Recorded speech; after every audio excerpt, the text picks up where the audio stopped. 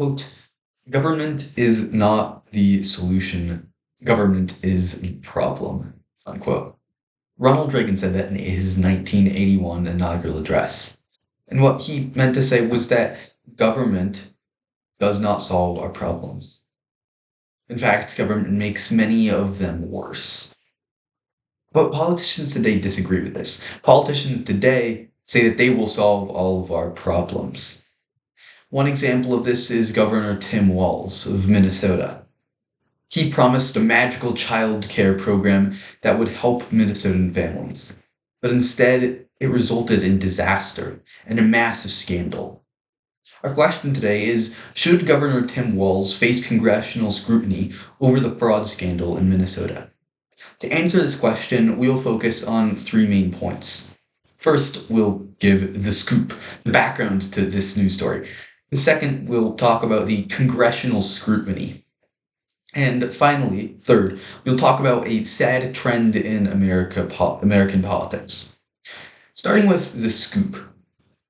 Newsweek on January 14 reported that state representatives, Republicans in Minnesota, have launched an impeachment effort against Tim Walz. This is a dramatic move by them. But why did they take this move? Well, the answer is because of a $9 billion fraud scandal, Newsweek reports. $9 billion in taxpayer funds gone, vanished, given to illegal operations pretending to be child care facilities or food facilities, but instead just taking federal and state funds for themselves. These organizations claimed that they were giving children food and providing low-cost healthcare and child care.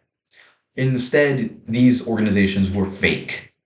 The owners of these organizations used the money to go on luxury vacations and buy beautiful cars. This fraud caused outrage in Minnesota and nationally.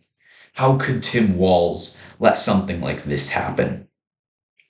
NPR reported on January 6 that Tim Walz is not running again for governor. His stated reason for this was that he could focus on Minnesotan citizens and their problems.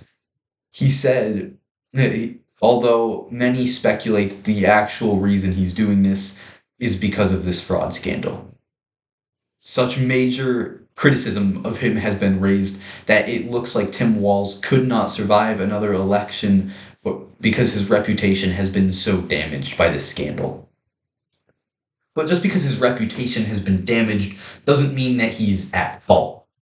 So that brings us to the second point today about congressional scrutiny. Should Congress scrutinize Tim Walz for his actions or presiding over this fraud? So, to answer that question, we just can look at what Congress has already been doing.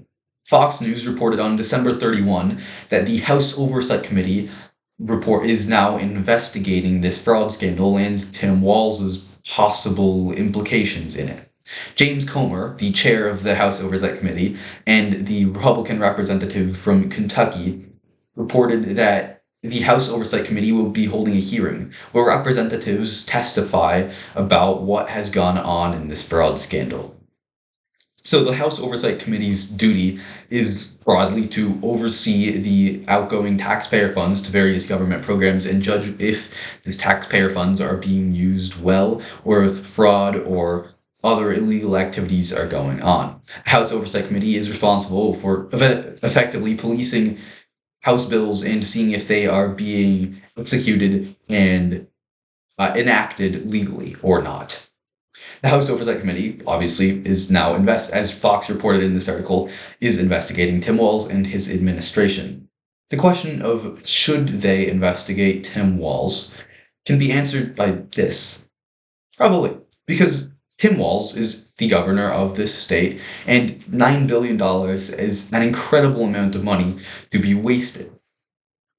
Now, this doesn't mean that Tim Walz is guilty at all, but it's not a terrible idea for the House Oversight Committee to investigate Tim Walz and make sure that he at least was not aware of this fraud and chose to do nothing about it because he was scared of political implications of revealing that he had allowed this to happen.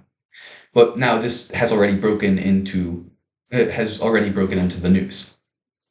And the fact that it's broken into the news and Tim Walz was already being blamed as being at fault reveals a sad trend in American politics, which will be our third point. The sad trend in American politics is a trend to blame government and the government officials for any problem.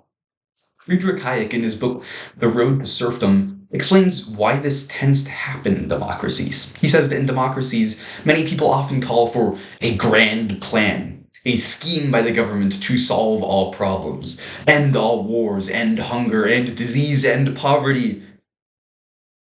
It's amazing. Utopia. He says government can't deliver this. We all know this. Government fails. Government is inefficient, it's sloppy, it's filled with fraud, and it's self-interested. So because government fails, then in democracies, people always see government failing to achieve this grand plan, and they blame their representatives. They say, how dare Tim Walz not achieve a utopia? Why don't we have free healthcare, free childcare, and free everything else? Then Tim Walz gets the blame. This trend is evident in other places. For example, Governor Gavin Newsom was blamed for wildfires that ripped through the city of Los Angeles in California only a few months ago. Right, so this sad trend is to blame politicians for everything. The solution is not to say that these politicians are innocent. The solution is for government to stop promising that it will solve every single problem and create a utopia. In fact, that's the problem that created this in the first place. If Minnesota had simply scaled back its child care policy and not sent out as much money, then this fraud scandal wouldn't have happened in the first place. So although Governor Tim Walz should be investigated, he may not be guilty. The main principle to take away from this is that government is not the solution to all of our problems, just like Ronald Reagan said.